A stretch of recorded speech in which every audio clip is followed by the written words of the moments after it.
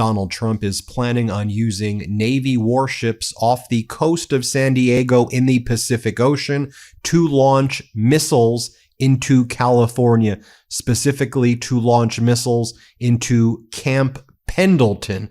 This will coincide with the No Kings protests, which are taking place on Saturday, where they are expected to be particularly large in San Diego, as in many metropolitan areas across the country. Our sources have told us, and MeidasTouch Network was the first to break this news, that Donald Trump is planning, under the pretext of a 250th anniversary celebration for the Marines, to conduct these naval marine exercises, which will involve shooting missiles into the territory of the United States in Camp Pendleton.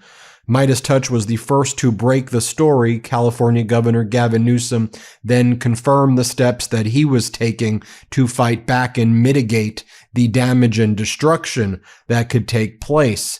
This is how terrified the Trump regime is of the No Kings protest, and this is Donald Trump escalating actions against California by literally shooting missiles into Camp Pendleton in California. This had never before happened in United States history. The I-5 highway is expected to be shut down as well. J.D. Vance is expected to be leading this. They're calling it a ceremony and celebration, but it is clearly a show of force in order to intimidate the people living in California, and in my view, the No Kings protesters, the peaceful protesters who are going to be out and about.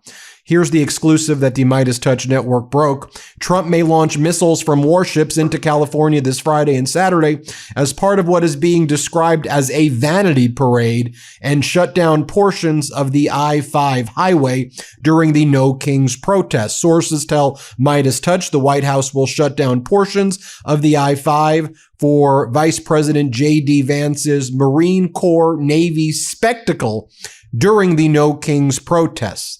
This could trigger chaos, gridlock, and outrage as troops remain another casualty and victim of this government shutdown. The Trump regime is apparently finalizing plans, we learn, for 2 days of events under the pretext of the 250th anniversary of the U.S. Marine Corps. Sources close to MeidasTouch describe the closure as part of a vanity parade that may involve Navy warships shooting live missiles into Camp Pendleton as a show of force. Governor Newsom responded to our reporting. It says, Donald Trump and J.D. Vance think that shutting down the I-5 to shoot out missiles from ships is how you respect the military. Put aside your vanity parade and pay our troops instead. Governor Newsom's press account writes, this would be an absurd show of force and totally uncalled for during a government shutdown when members of the military cannot even get a paycheck. This was a well-sourced story by our journalists at the MeidasTouch Network. Aaron Parnas was the first to break this story that is since going viral across the entire United States. One of the things, if you look at the flight patterns and the flight restrictions for this Friday, Saturday, the 17th and the 18th, you'll see that temporary flight restrictions for special security reasons are now in place. That's expected to be because of the missiles that may be shot from these Navy warships into the Camp Pendleton military base. Horrific that I even have to say that. Since we reported, Los Angeles Times confirmed our earlier reporting. I-5 may be shut down due to concerns over live fire military event at Camp Pendleton. Parts of the I-5 may be closed beginning Friday over concerns Navy ships will fire live ordnances over the freeway during the military celebration. The potential closure would affect a section between Orange and San Diego counties, cutting off a major artery serving more than 80,000 daily travelers. Newsom's office criticizes the Trump administration for lack of coordination on the Camp Pendleton event featuring Vice President J.D. Vance and 15,000 attendees there. Just so you remember what it looked like in San Diego, tens of thousands of people, 30, 50,000 people, maybe more, showed up at the last No Kings protest that took place there. You remember how big the crowds were in San Diego. And we see the MAGA Republicans engaging in all sorts of intimidation tactics regarding No Kings protests, in addition to these military strikes that may be taking place inside the United States. I can't even believe I'm saying that sentence right there. MAGA Republican leaders all day yesterday, all day this morning, they've been saying No Kings is pro-Hamas. They say No Kings is pro-Antifa. They say No Kings is pro-terrorist. They say No Kings is extremist, hate America. This is how these MAGA Republicans, who are literally stealing healthcare from 20 million Americans while giving $40 billion to Argentina, while they rip to shreds our government, while they destroy government agencies, have led us into construction and manufacturing recessions. 22 states are in recessionary modes right now as they rip away healthcare and education, as prices are going up across the board. This is what these fascists are saying. Here, play this clip. This No Kings rally this weekend, that's the blue hair anthropomorphic, experiment that's going to happen up here in Washington, D.C. I encourage you to watch. We call it the Hate America rally that'll happen Saturday. Let's see who shows up for that. I bet you see pro-Hamas supporters. I bet you see Antifa types. I bet you see the Marxists in full display, the people who don't want to stand and defend the foundational truths of this republic. This crazy No Kings rally this weekend, which is going to be the farthest left, the hardest core, the most unhinged in the Democratic Party, which is, a big title. And, no kings equal no paychecks. No kings equal no paychecks. Clearly, the Democrat Party of today is not your grandfather's Democrat Party. They care about one thing and one thing only: appeasing the radical pro-terrorist wing of their party. The same crowd planning to protest at their I Hate America rally this weekend. Well, one of the things that I hope Cass Patel and Pam Bondi are looking into is, the funding of these groups. Who pays for the buses to bus a lot of these folks in, who pays for the trucks that have riot gear that they hand out to the peaceful protesters. Again, I hope they are peaceful here, the No Kings protest or whatever. But again, it's absurd. We shouldn't have to wait until the Hate America rally this weekend. All right, I've got some news for you. Let me show you a tale of two headlines. The first from the Financial Times: U.S. moves to cancel one of the world's largest solar farms. Trump administration scraps approval for 6.2 gigawatt Nevada project. Now, let me show you this one, the New York Times: why China built 162 square miles of solar panels on the world's highest plateau. I had to interrupt Ben's report quickly to share this with you because this is insane. The Trump administration's war on clean energy is quite literally putting America last, handing the future to China. As the New York Times editorial board recently noted, a major purpose of Biden's clean energy initiatives was to counter China in this space and ensure that the United States, not China, leads the economy of the future. Now, as a result of Trump removing funding and tax credits for wind and solar projects, energy prices are soaring. And with the growth of AI data centers draining resources and driving up costs, we need these renewable energy sources more than ever. Per the New York Times, Chinese companies now produce 60% of the world's wind turbines and 80% of its solar panels. The US is falling further behind by the day, and it's the American people who are suffering. We're going to continue highlighting these climate issues, but we need you to speak out as well. So if you can, leave your thoughts in the comments about the climate and about this report. Let's make some noise. Okay, Ben, back to you. In contrast, you have Senator Bernie Sanders speaking on CNN last night about the No Kings protests, and he says this is a Love America rally. So true, so true. Here, play this clip. I would just add as an example, this Saturday, millions of people are going to come out on a No Kings Day. Maybe more people coming out than any time in American history. Speaker Johnson said this is a hate America rally because people are coming out expressing their concerns about massive cuts to healthcare and the movement toward authoritarianism. Not a hate America, it's a love America. But the point is, instead of attacking each other in that way, in my view, what we got to do is lay the issues out on the table.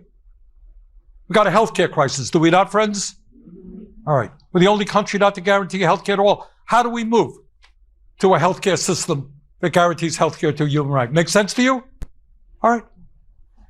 70, 80 years ago in this country, if you went to a public college or university, you know what your tuition was? 0. And yet you got all of this increased worker productivity, all of the technology. People can't afford to send their kids to college. They can't afford childcare. People are paying outrageous costs in housing. How do we build the millions of units of affordable low-income housing that we desperately need? How do we save the planet for our kids and transform our energy system away from fossil fuel? Do you know that millions of senior citizens in this country are trying to get by on $15,000 a year or less? They helped build this country. They fought for our country. They're in nursing homes, which are horrible places right now because they're underfunded, understaffed. We are the richest country in the history of the world. How do we provide a good quality life for our kids? Should we have the highest rate of childhood poverty of almost any major nation? Highest rate of senior poverty? Those are the issues. You disagree with me? Fine. You got a better idea than mine? Great. Let's go forward. Let's discuss those issues.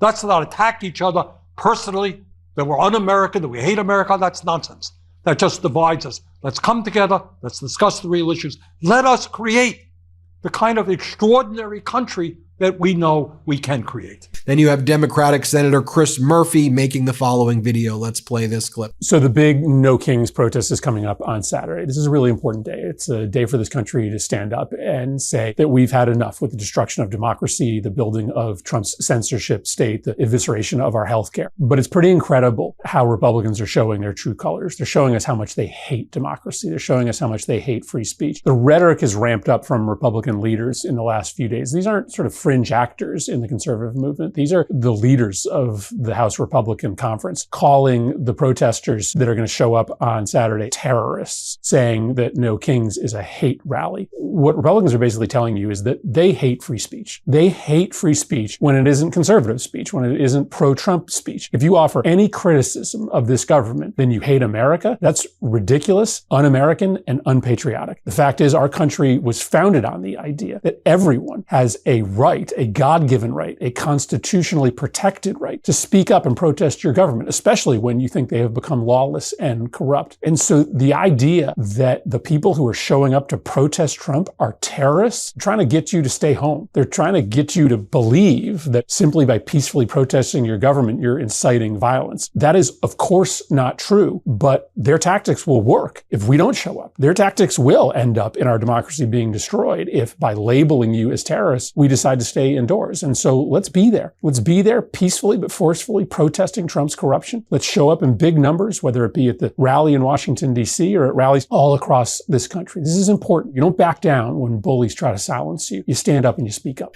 And then finally, you have Robert De Niro, who will be out at a No Kings protest. Here's what he has to say. Play this clip. The original No Kings protest was 250 years ago. Americans decided they didn't want to live under the rule of King George III. They declared their independence and fought a bloody war for democracy.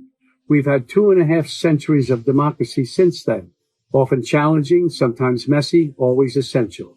And we've fought in 2 world wars to preserve it. Now we have a would-be king who wants to take it away, King Donald I. Fuck that. We're rising up again this time, non-violently, raising our voices to declare no kings. I'm Robert De Niro, asking you to stand up and be counted in the nationwide No Kings protest on October 18th. Visit nokings.org to find, volunteer, or host a protest near you. We're all in this together, indivisible, with liberty and justice for all. Now, you may be wondering, well, how is MeidasTouch Network breaking that story? Aren't there like national security reporters? Aren't there reporters in the Pentagon? Well, the journalists who cover the Pentagon had to choose yesterday between signing a pledge that would make it impossible to do independent journalism and turning in their Pentagon press badges. Almost all of them, I think, other than OAN, turned their badges in and left the building. You'll recall that Pete Hegseth, the Secretary of Defense, former Fox News host, who refers to himself unlawfully as the Secretary of War, said that if these national defense and national security reporters don't sign a pledge that he gets to vet their work before they publish, then they no longer have access to the Pentagon. So yesterday, they were out. The MeidasTouch network got the first scoop. I think we would have got the first scoop anyway, but there's no national security reporters inside the Pentagon anymore. And you'll recall that the Pentagon Press Association put out the following statement yesterday. Today, the Defense Department confiscated the badges of the Pentagon reporters from virtually every major media organization in America. It did this because reporters would not sign on to a new media policy over its implicit threat of criminalizing national security reporting and exposing those who sign it to potential prosecution. The Pentagon Press Association's members are still committed to reporting on the U.S. military, but make no mistake, today, October 15, 2025, is a dark day for press freedom that raises concerns about a weakening U.S. commitment to transparency and governance, to public accountability at the Pentagon, and to free speech for all. MeidasTouch network showing that independent news can be breaking these major consequential stories, but beyond breaking the stories, I think it's important to focus most importantly on Trump trying to break our will, to break this country, to break the peaceful protest spirit. It's going to lead to the largest mass mobilization in the history of these United States. We will all be out there peacefully protesting. We will show what the largest mass mobilization looks like in the history of the United States on the No Kings Protest Day, October 18th. I'll be there. You'll be there. Spread the word. Thanks so much for watching. Hit subscribe. Let's get to 6 million subscribers. Love this video? Support independent media and unlock exclusive content, ad-free videos, and custom emojis by becoming a paid member of our YouTube channel today. You can also gift memberships to others. Let's keep growing together.